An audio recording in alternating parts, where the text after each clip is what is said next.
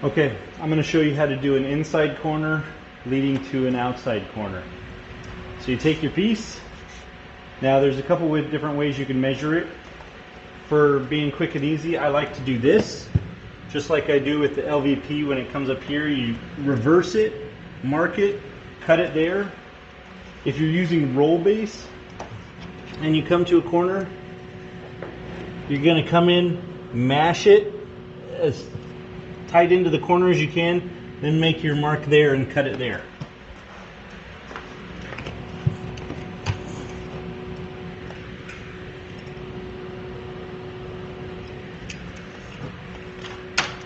Then you cut perpendicular, these lines on the base, you cut perpendicular down them. Do not cut all the way through the base. About halfway. Then when you get down to the toe, pick it up. So I'm holding the knife steady and I'm picking this up, letting the sharp knife cut the toe. Same thing with the notch. So you notch it out, you break it so it'll fold nice. Then when you're going to install it, you hold it like this so you could put pressure on it and bend it. Make sure the notch is overlapping. Come down here. Now to make the outside corner, you hold it tight up against here. You make sure it's where it's supposed to be back there. And then you score the back. Can you see? You score the back like this. This is showing you where your corner is. So I just barely scratch it like that. It's going to put a mark on your base. Now, you do not cut on the mark. The base has a thickness of approximately 1/8 inch. So you come 1/8 inch past the line in the direction you're going. I am going this way, so I'm going to put my mark on this side of the line. If I was coming around this way, I would put my mark on this, or I'd cut on this side of the line. Again, do not cut all the way through. So approximately 1/8 inch, and you just want to run parallel to your line that you scored.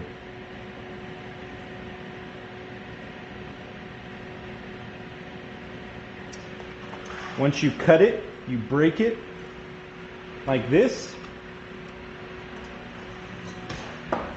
Can you see this real good? Zoom in on that. Then you want to cut the fat out, so that way it'll actually bend at a 90 the other direction.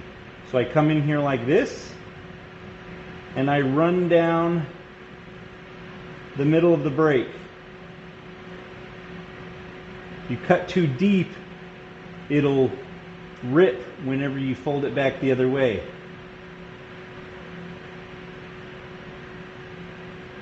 Cut this fat out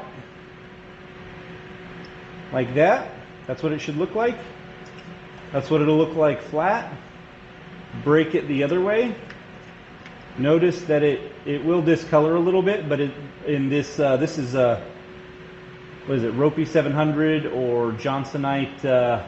This is vinyl cove base, not rubber. So anyway, now it'll bend. Now we glue it.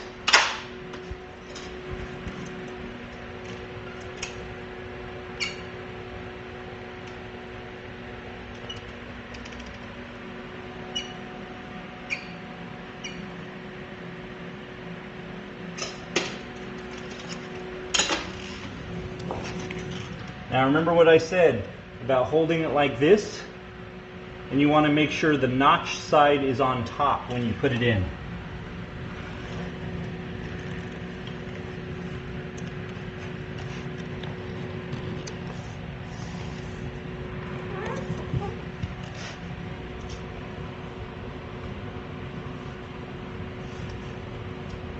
Make sure nothing's in the seam, any adhesives or anything like that. That'll squirt out whenever you push them together. Make sure the tops of your base match. That's the part that's going to catch the eye the most. If this is uneven here, then it's going to show. You'll see like a stair step, and it'll really attract the eye. In a perfect world, your base will match at the top and the bottom. But if there's some sort of variation, the top is more important. Make sure it's touching the ground. Once your inside corner is in, if it is too long, you go to the corner and you cut to where they intersect. Just finish your toe off like that. Take a little bit, throw it underneath the wall. Now this comes around like that. Oh, remember in a previous video I said notch your corner like this, so if it tucks under, not angle it, so that way you're not so close to the edge if your toe gets kicked in or something like that. That's why, so we don't have a little window right here. So it's touching the floor, looks good. We have gaps here.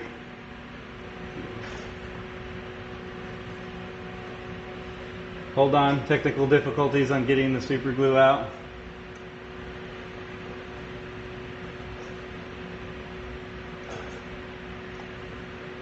We did it. Okay. I'm checking to make sure that the super glue is open at the tip. I could hear it, the wheezing in and out. Do not check by pointing it towards you. If there's a clog or a drip, it'll shoot it into your hair and your ear. Don't do that. Now you take a little dab of super glue here and here. Make sure it's down, touching the floor. Push it into the super glue. Hold it there until the super glue is cured.